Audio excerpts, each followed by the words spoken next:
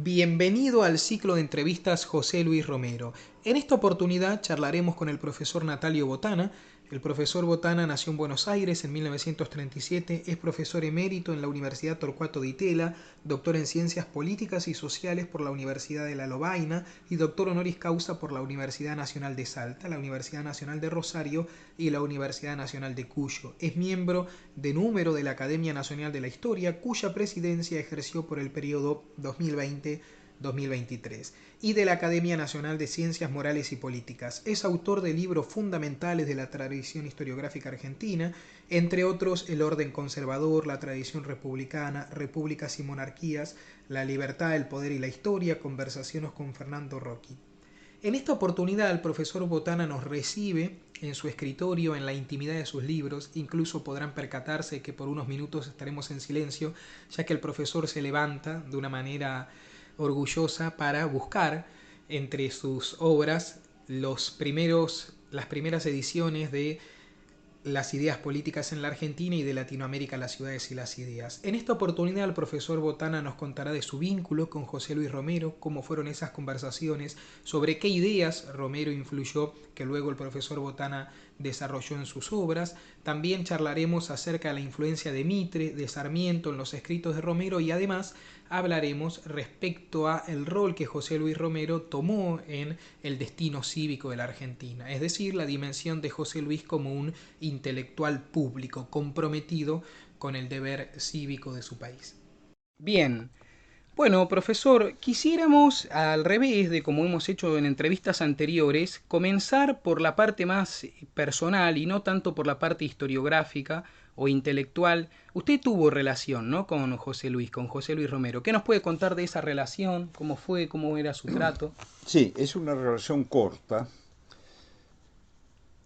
porque en realidad yo había conocido a José Luis Romero desde muy joven, porque algunos de sus libros, sobre todo los atinentes a la historia argentina, estaban en la biblioteca de mi familia. Una biblioteca muy abundante donde el libro que más se destacaba de él, y que fue el primero que leí cuando tendría alrededor de 14, 15 años, fue Las ideas políticas en la Argentina. Todavía conservo la primera edición de 1946 por el Fondo de Cultura Económica. Pero durante la gran actuación de José Luis Romero, a partir de 1955, me refiero a una actuación pública, no lo traté. Fueron 7 años muy ricos en la trayectoria de Romero, por rector de la universidad, posteriormente decano de la Facultad de Filosofía y Letras de la UBA, y en el año 1962 eh, yo partí hacia Europa a mis estudios de doctorado. Y recién regresé, fue una larga estadía en el año 1967. De tal suerte que mi conocimiento personal de Romero es a lo largo de 10 años nomás. Romero murió, obvio decirlo, en 1977. ¿Qué diría de su personalidad? Bueno, es una de las personalidades intelectuales más notables que he conocido en mi vida, no tanto por la claridad y hasta genialidad de sus ideas en muchos aspectos, sino por la extraordinario atractivo de su personalidad. Era un hombre que disfrutaba de la conversación. En ese sentido era un prototipo del porteño ilustrado de la época, que ahora es muy difícil encontrar.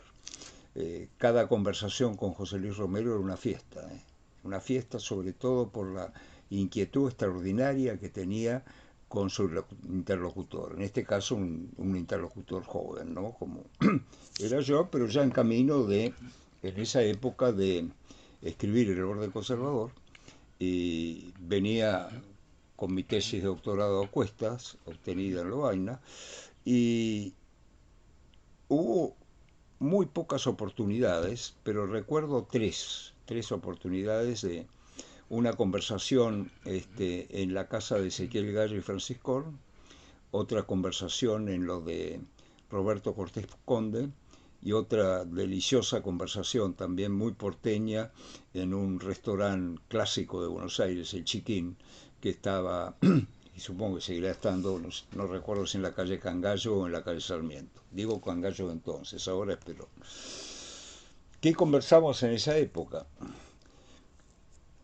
Bueno, yo diría que tres cosas.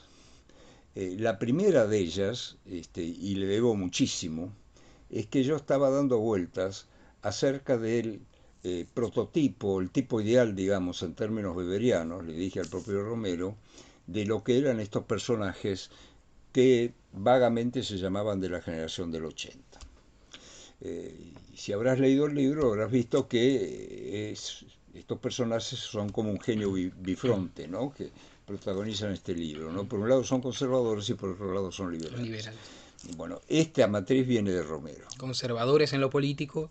Conservadores en lo político, pero liberales muy transformadores en el plano social. Esto fundamentalmente viene de Romero. Y entonces empezamos a dar vueltas sobre el tema. Romero tenía una actitud muy encomiable, propia de un historiador de estirpe, que era el matiz. No, no, eh, se pudo haber creado una imagen de los opositores ideológicos a Romero de que un hombre rígido, es todo lo contrario, un hombre pleno de matices, y sobre todo con el encanto de la escucha. Y bueno, ahí sí, efectivamente, le dimos vuelta al tema. El matiz que introdujo Romero ahí es que ese conservadorismo este, se fusionaba con esa actitud liberal hacia el cambio, de tal suerte que emplear dos tipos ideales extremos, conservadorismo por un lado y liberalismo por el otro, tal vez podría ser un poco exagerado. Eso fue muy rica esa conversación. La otra conversación, recuerdo en lo de Cortés Conde, entre paréntesis, era un hombre muy vinculado al Instituto Torcuato Di Tella, José Luis Romero. Y a mi regreso de Lovaina, ya por los años 1970-71, yo ya me comencé a incorporar al Instituto Di Tella y ahí es cuando creamos la colección Historia y Sociedad, en la cual está el orden conservador.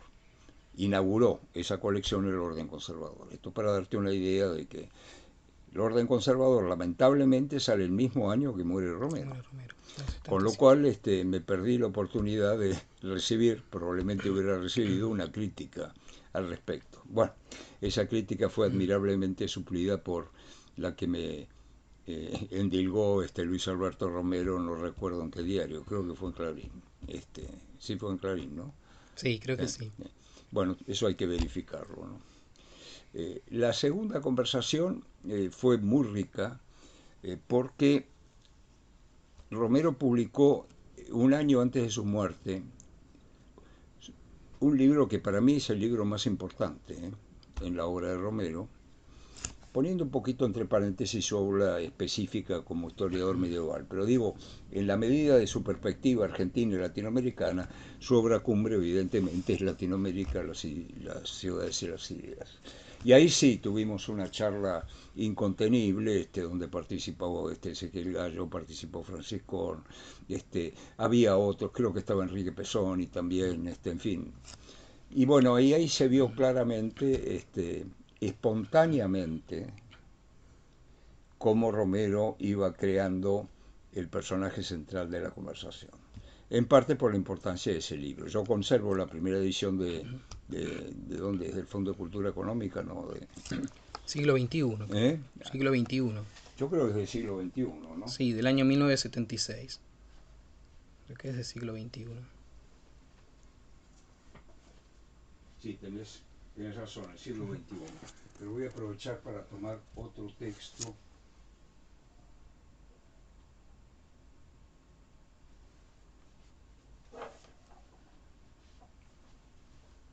Espera un minuto. Todos los minutos que usted quiera, profe.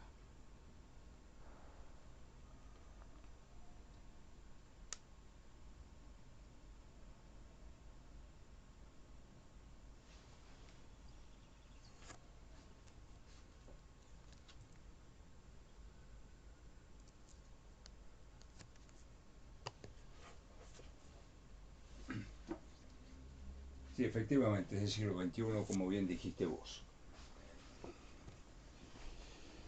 Claro, ahí cada interlocutor quiere llevar agua a su coleto, Sí, efectivamente. evidentemente. Lo que más me interesaba a mí es el final de... Ahí, ¿te acordás que hay una tipología de Sí, ciudades? El sí, sí. final, ¿no? Que después impregna muchísimo de mis trabajos, de fondo, de mis trabajos periodísticos también, o textos de actualidad, que es la noción extraordinariamente atractiva de sociedad escindida, ¿no? Yo creo en ese sentido Romero, como en tantas otras cosas, anticipó un proceso que ya venía eh, allá por los años 70 del último siglo, incubándose en la Argentina. Y es que esa Argentina del impulso igualitario, como lo llaman tantos autores y demás, yo mismo recogí en parte esa noción, eh, coincidía con un concepto mío también del orden conservador, en el sentido de que ya en tiempos del orden conservador había una escisión muy clara entre política y sociedad. Lo que hace Romero, en cambio, en Latinoamérica, las ciudades y las ideas, es plantear la escisión dentro de la propia sociedad. Y esa escisión dentro de la propia sociedad ya está marcando, fíjate vos, allá por 1976, el hecho de que la Argentina podía encaminarse hacia una sociedad profundamente fracturada entre ricos y pobres y que además se achicaba la clase media. Efectivamente. Bueno, allí él plantea, ¿no? Esta idea de una sociedad normalizada y una sociedad anómica, ¿no? Exacto. La idea de sociedad anómica me resultó extraordinariamente rica porque, claro, toda la idea poco mitológica de esa Argentina igualitaria, digamos, era una idea muy estructurada en torno a posiciones corporativas muy fuertes, con la cual Romero, de acuerdo con su vieja tradición socialista, tenía Sus sus reparos. prevenciones y sus reparos, claramente, porque no hay que olvidarse que Perón viene a romper, digamos, una formación sindicalista a través del Partido Socialista y a través del Partido Comunista, mucho más basado en el principio de la asociación voluntaria y no de la estructura corporativa. Entonces ahí esa conversación giró mucho en torno a este concepto que sigue siendo, es notable la impronta clásica de Romero, ¿no? Porque este concepto es un concepto clásico, es un concepto clásico. Y traes muy bien a colación vos este choque entre la sociedad normalizada y la sociedad anónima.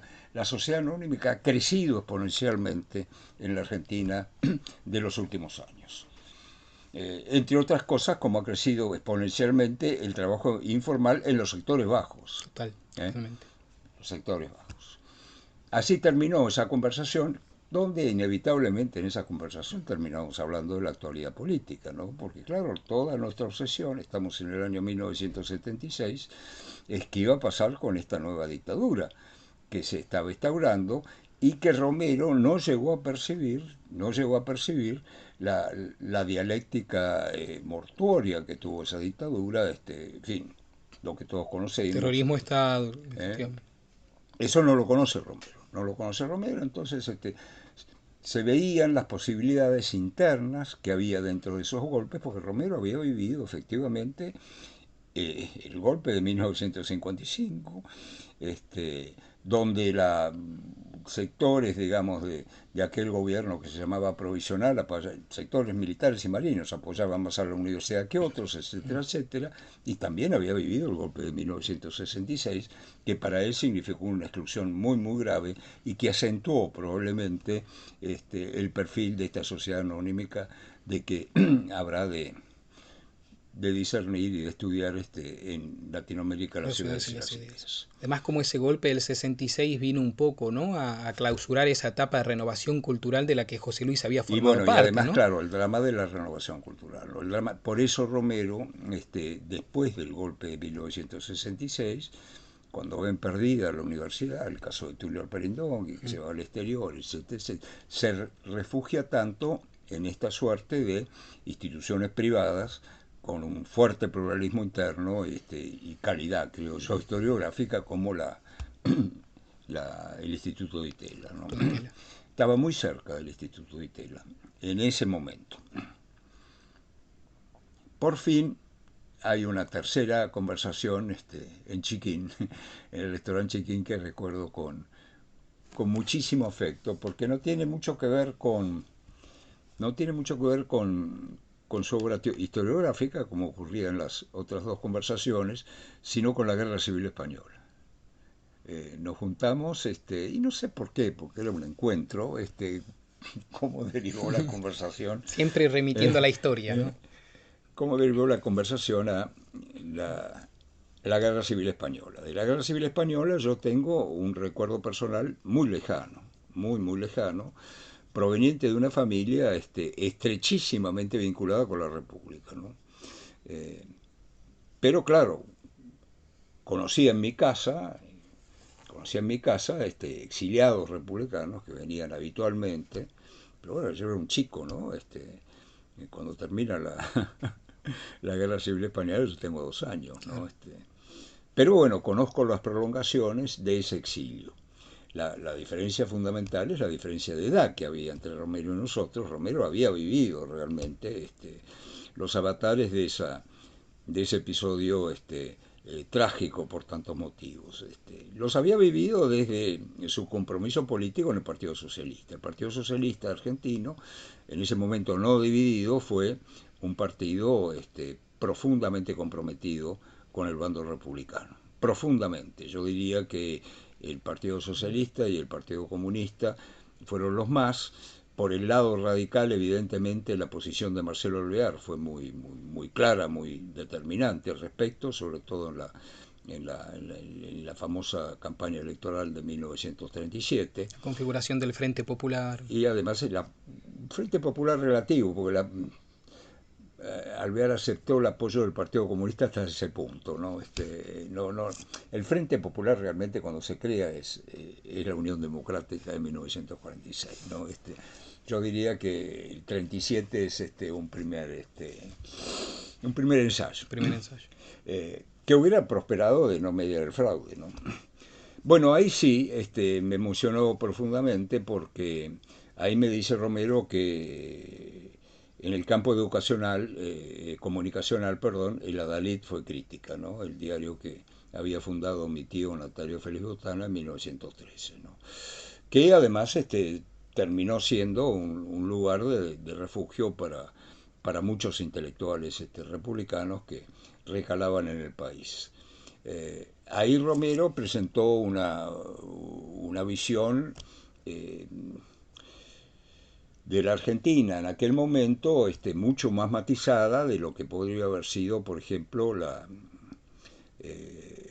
sociedad uruguaya y la mexicana, ¿no? México, como sabes, tuvo un apoyo total a la República y con el contacto tan estrecho que yo tengo con Uruguay, sobre todo con el eje en el Partido Colorado y en el Partido Socialista de Uruguay, el apoyo fue enorme, ¿no? Enorme que todavía con mi amigo Julio María Sanguinetti seguimos comentando. Este es el punto más rico de aquella conversación, que inevitablemente también derivó en la Argentina y que terminó, yo diría, esa conversación comentando la Argentina con muy serios interrogantes. Pero ahí se veía claramente el peso de la actualidad, ¿no? Porque como que en la mesa, también estaba Ezequiel Gallo, en la mesa disfrutábamos mucho más hablando de historia que hablando del presente. Claro, el peso de la coyuntura, ¿no? Y ahí esa actitud, digamos, hacia el pasado, hacia el pasado argentino, en este caso, era muy clara por el lado de Romero. En el campo republicano de España, eh, es mi impresión, tal vez Luis Alberto no la tenga tan clara, pero la impresión que surgió de esa conversación es que su prototipo de socialista en el campo republicano español en ese momento era Indalecio Prieto. Indalecio, que no me canso de citar esa famosa expresión de él de que yo soy socialista a fuer de liberal. Y creo que esa es la típica conjunción de un personaje como Romero, que era tan socialista como liberal, Como ¿no? liberal. Tan socialista como liberal, algo que después se escinde un poco, sobre todo cuando viene la tentación del socialismo nacional y todo ese tipo de cosas.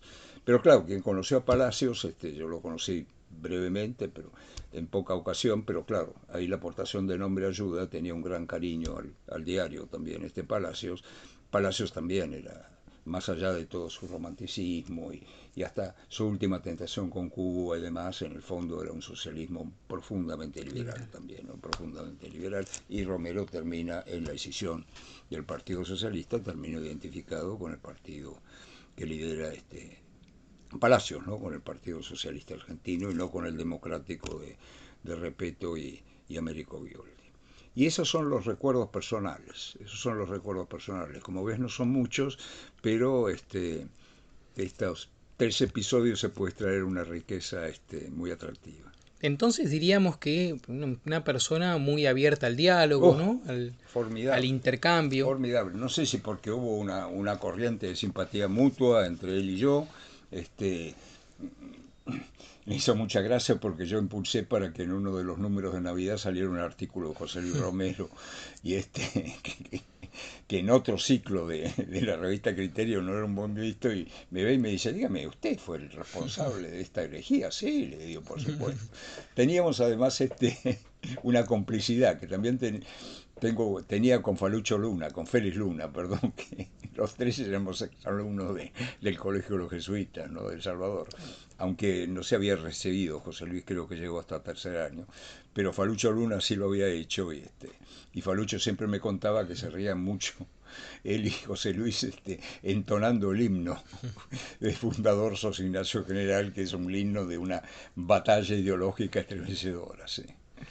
Mire, en el sitio, Luis Alberto, refiriéndose a su padre, tiene una frase muy A interesante mi que, padre no, a mi no, tío. a su padre, ¿no? Ah, Luis Al padre Alberto, de, claro, a José Luis, ¿no? sí. Luis Alberto, refiriéndose a José Luis, menciona, y eso creo que va en línea con lo que usted plantea, que para José Luis cualquier elemento funcionaba como una fuente para pensar la historia, Ah, cualquier persona, cualquier... ¿Eso en esas sí, conversaciones pero era para así eso, también? sí, pero sobre todo no era, por eso insisto mucho en la espontaneidad, no era una fuente perseguida, era una fuente que salía de la espontaneidad de la conversación. Efectivamente. Y que creo que es un estilo que se está perdiendo en la Argentina, el estilo del conversador, del hombre que hace un ejercicio de la conversación, un ejercicio estético de la Estético. conversación también, porque hay que ver la riqueza del lenguaje cuando hablaba Ahora, en un círculo de amigos, ¿no? nosotros en el sitio, sí, de paso aprovecho para recomendarles a nuestra audiencia, en el sitio José Luis Romero conservamos algunas clases dictadas, algunas clases, ¿no? Grabadas de José Luis, y se nota, se percibe esa enorme capacidad que tenía, ¿no? Para a través de la palabra simplificar complejos momentos, ¿no? Y situaciones y Simplificar procesos. complejos momentos y demás. Yo no lo disfruté como profesor, no, no fui alumno de él porque yo entré a la universidad en el 55, fíjate en qué año. Pero entré lo digo en mis memorias publicadas en un diálogo con Fernando Roque por un error. Yo tendría que haber entrado a Filosofía y Letras, bueno, no lo hice. Y claro, ahí en Derecho era otro el ambiente, pero no era tan clara la influencia de Romero, ¿no? Había otros juristas y demás que tallaban en ese campo, aunque Palacios estaba presente en ambas facultades, ¿no? Yo a Palacios cambié ideas con Palacios en los claustros de la Facultad de Derecho, casualmente. Iba a dar conferencias sobre todo. Y además un detalle, nosotros en el Instituto de Itela, precisamente en el año en que muere Romero, inauguramos la colección Historia y Sociedad. Como te acabo de decir, la inauguró el Orden Conservador. El segundo texto que se publicó, que fue a cargo de Francisco como compiladora de Ciencias Sociales, Palabras y Conjeturas.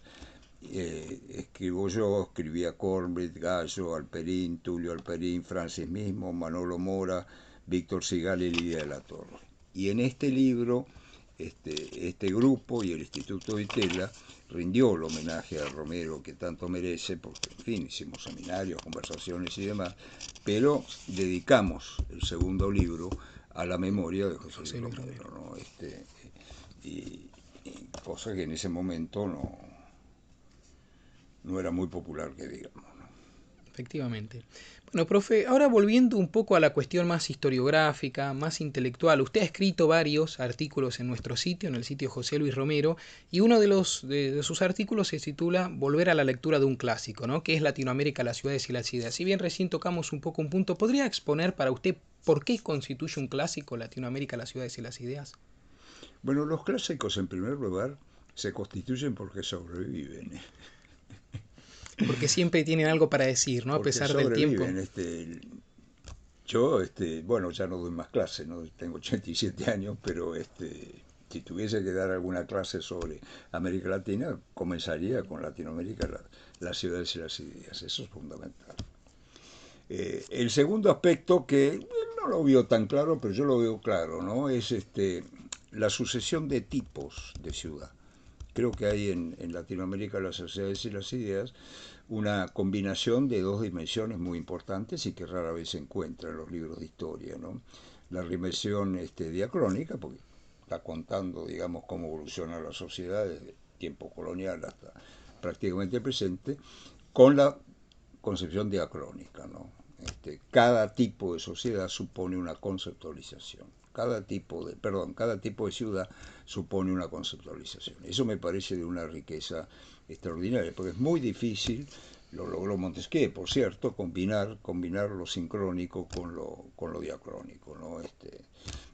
Aún en el siglo XVIII, por ejemplo, con otra obra monumental paralela a l'Esprit de Loire, como puede ser lo de Gibbon sobre de Cay Fall del Imperio Romano, lo diacrónico se ve como un río que fluye admirablemente bien, pero la tipología de regímenes, como existe en el caso de Montesquieu, no está tan clara. Claro.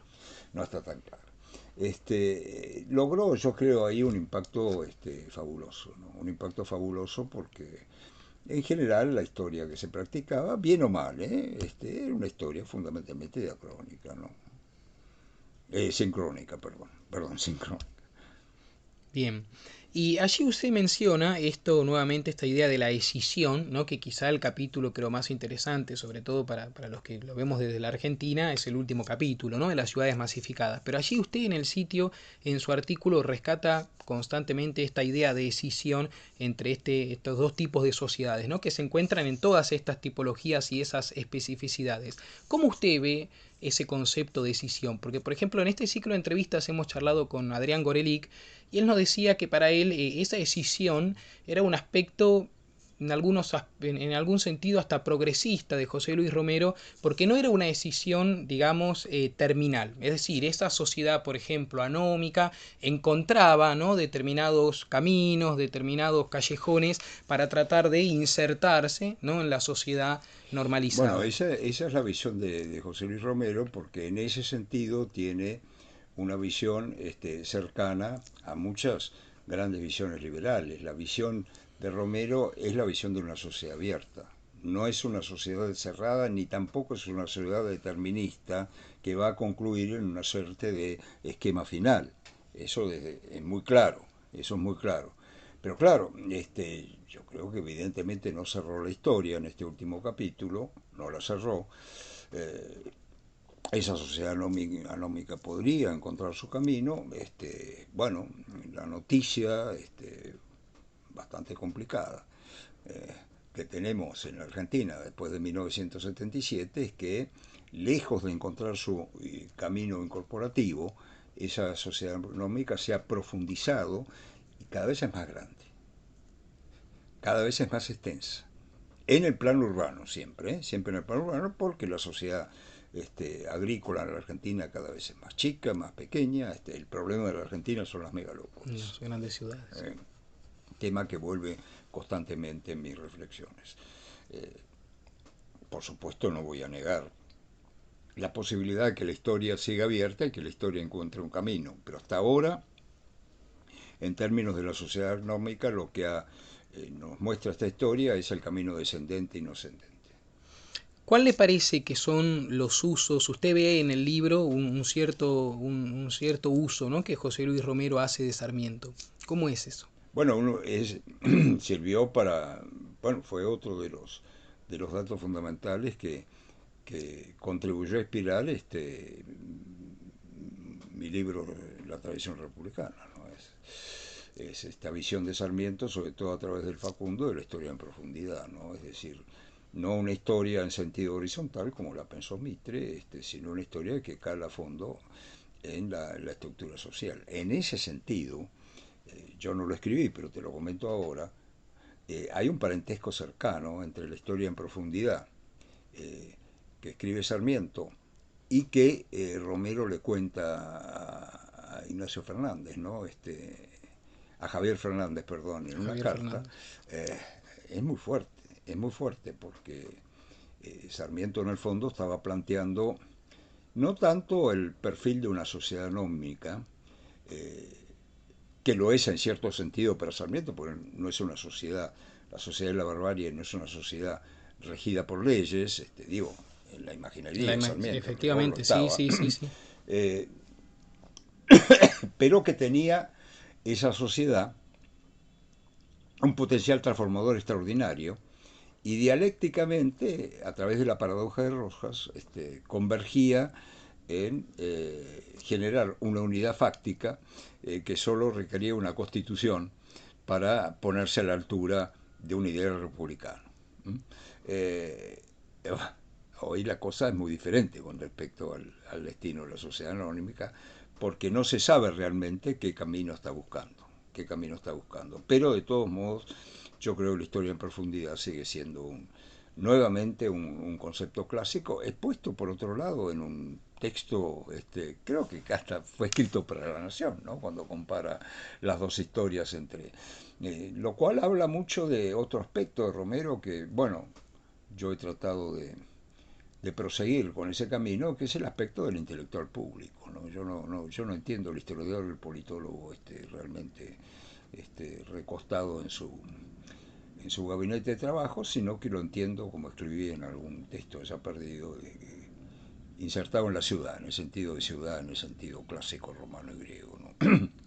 De la cosa pública, ¿no? La cosa Insertado en la pública. cosa En ese pública. sentido, Romero fue un intelectual público extraordinario porque escribía bueno, fue editorialista de La Nación, escribía en diarios, escribía en revistas, ahí estaba presente. Lo importante, el deber nuestro, y ese es un deber ético que me transformó Romero, es que cualquier cosa que uno escriba, ahora estoy borroneando un artículo para Clarín para el domingo, cualquier cosa que uno escriba tiene que decantar en ella un cierto sabor histórico. ¿Mm? Un artículo periodístico en el sentido normal del concepto es una fotografía. Es lo que está Efectivamente. pasando. ¿Qué te pasa? Un artículo periodístico en el sentido de Romero o en el sentido que yo he asumido es más bien un relato cinematográfico. Una Siempre película. tiene que haber una punta de carácter histórico, ¿no? Por ejemplo, en este nuevo artículo estoy mostrando que este chico Milei, con su hermana y un manipulador de redes sociales, están inventando un partido del Estado. Bueno, eso es una tradición histórica argentina que viene desde 1946. Es el partido que Los fragua partidos Perón, desde arriba. merced a la división de todos los otros partidos, ¿no? De todos, ¿eh? Pues el socialismo sufre mucho con los Digman, el conservadorismo, el señor Cámpora venía del conservadorismo más rancio de la provincia de Buenos Aires y desde luego el radicalismo, ¿no? Entonces, este ejemplo de lo que debe ser la labor periodística de un intelectual público para mí fue de una ayuda muy rica, muy apreciable. Usted en uno de sus artículos también habla de este universalismo de Romero. Se refiere a esto, ¿no? Un historiador no solo comprometido, porque como usted bien decía, él pasa, digamos, hoy en día es muy poco común eso, ¿no? Hay historiadores que se dedican, digo, a un periodo exclusivo, que se especializan en estudiar una Ah, bueno, cosa particular. hay dos universalismos en Romero, ¿no? Uno es el de la inserción argentina en el gran rumbo de lo que él llamaba las revoluciones contemporáneas, ¿no? Es decir, nuestra revolución no es un episodio más dentro del gran momento de lo que después se llamó las revoluciones atlánticas, aunque no sé si estaría tan de acuerdo con ese concepto, pero en fin, algo ayuda. Ese es el primer plano. Pero el segundo plano asombroso de Romero es el de un historiador medievalista que por un lado hace buena historia medieval, reconocida A internacionalmente, nivel reconocida mundial, por la ¿no? comunidad de medievalistas europeos, Por ejemplo, yo me acuerdo que en Lovaina hice un curso teníamos un curso de crítica histórica, aún para la ciencia política, ¿no? Quien lo daba era un medievalista de nota en ese momento, y conocía a Laura Romero. Conocía a Laura Romero. Bueno, Ah, ¿usted está Santa? Ah, Romero, sí. Entonces, ese universalismo para mí es asombroso, porque ese hombre este, fue como un triángulo, ¿no? Por un lado en un vértice total, la bueno, historia medieval, abajo la historia argentina, y todavía no contento con eso, su participación política y su compromiso cívico. Yo creo que por el lado de la participación política y su compromiso cívico se alimenta también la tarea de intelectual público, ¿no? En diarios, en revistas, en lo que sea, pero además el tiempo que le sumía participar en política y en una política muy, como no me canso de repetirlo, muy faccionalista, ¿no? Porque el faccionalismo intervino fuertemente en el partido de sus amores, ¿no? Que era el Partido Socialista. Partido Socialista. Usted en uno de sus artículos también menciona, sobre todo para la cuestión de la historia argentina, cierta influencia de Mitre. Cómo podemos De percibir eso? Mitre, De Mitre. sí, él en ese sentido es un clásico de los clásicos. Yo también pretendo retomar esa tradición, ¿no? Para él Mitre y Sarmiento son dos faros. No, el encanto que tiene con Mitre él es sobre todo es el encanto de, bueno, el historiador que funda la historiografía, ¿no? Pero también ahí vemos, ¿no? Haciendo un paralelismo con Romero, de un hombre muy comprometido, Pero ¿no? además, a eso Políticamente. iba, ¿no? Pero por otro lado, un hombre profundamente comprometido con la política, a punto tal que unifica el país, eh, y es el primer presidente constitucional. Construye ese maravilloso recinto del Congreso Nacional que durante mi presidencia en la historia me tocó, en la Academia de Historia me tocó custodiar, ¿no? Y además lo habita como senador y como diputado después de ser presidente, ¿no? Claro. Ahí está la visión, digamos, de quien hace historia y quien hace política y quien es un hombre de Estado, ¿no? En ese sentido, bueno, hay un paralelismo muy grande también con Sarmiento, ¿no? Y con Vicente Fidel López, que también le dedicó trabajo, José Luis Romero, en fin, todos ellos eran a la vez historiadores o intelectuales políticos y políticos comprometidos, ¿no? Y bueno, Romero es tal vez el último gran ejemplo de esa tradición, ¿no? En la Argentina. Tal vez.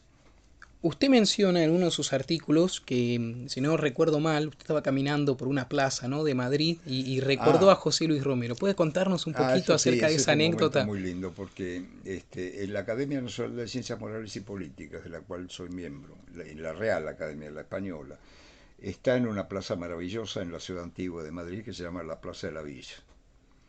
Entonces, bueno, visité la academia, me puse a caminar en esa plaza y bueno, ahí recordé al Romero caminante, ¿no?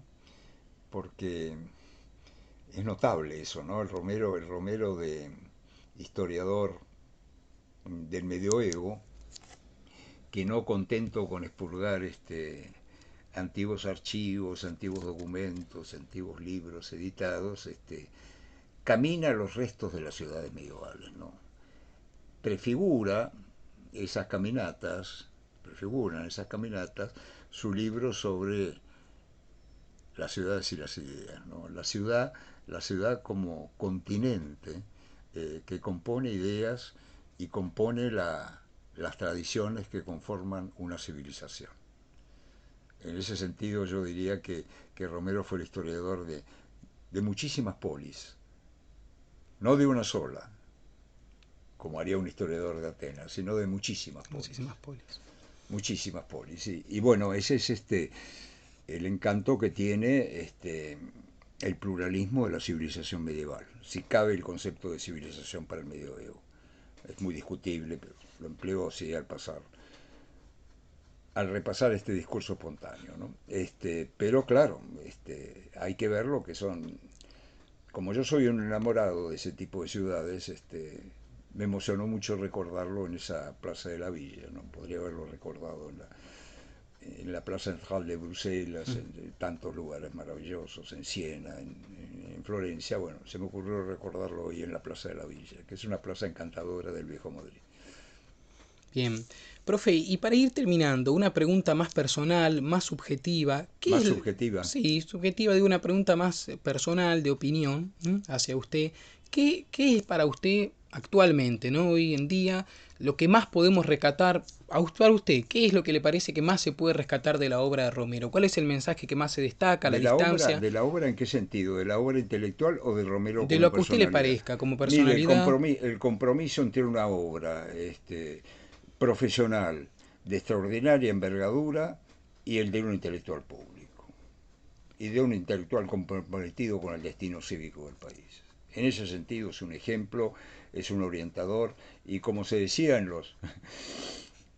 los viejos partidos políticos, sobre todo en el socialismo, un maestro, ¿eh? Maestro. El maestro justo, como se decía, bueno, yo no dudo en señalar al maestro Romero. Ahora, ¿a usted le parece un poco paradójico esta cuestión de, iniciamos esta charla, ¿no? Hablando de un hombre muy conversador, que hacía de la charla, ¿no? Justamente una construcción, que sacaba los frutos de ese intercambio, un maestro. Ahora, ¿a qué se debe esa falta, digamos, de discípulos de José Luis Romero? Porque no ha hecho escuela con discípulos, ¿no? Algunos ¿No? mencionan, bueno, quizá Alperín, ¿no? Bueno, Como una Perín es persona. discípulo de él. ¿Sí? ¿Usted lo consideraría discípulo de Romero? Bueno, Alperín, bueno, yo era muy amigo de Tulio. Alperín es muchas cosas, Alperín es muchas cosas, se puede decir que también era discípulo de don Claudio, porque hizo la tesis de doctorado de acá, la hizo con Sánchez Sorno, Pero sí, yo creo que sí, que la impronta de Romero es muy grande, pero en- hay dos definiciones, hay dos, podríamos imaginar en este momento dos clases de discípulos. Eh, un discípulo manifiesto por un lado y un discípulo latente por el otro.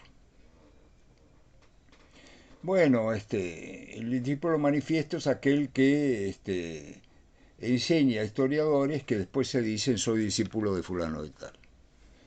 Yo creo que mucho más riqueza hay en los discípulos latentes. Mucha más riqueza hay en los discípulos latentes. No se puede decir que Mengano o Fulano son discípulos manifiestos de Romero, pero lo que se puede decir es que es muy difícil entender la historia contemporánea argentina sin José Luis Y Romero. José Luis De Romero. modo tal que esa cantidad de discípulos que sin citarlo muchas veces lo están usando, tal vez Inconscientemente. inconscientemente, bueno, es su gran contribución, es su gran contribución.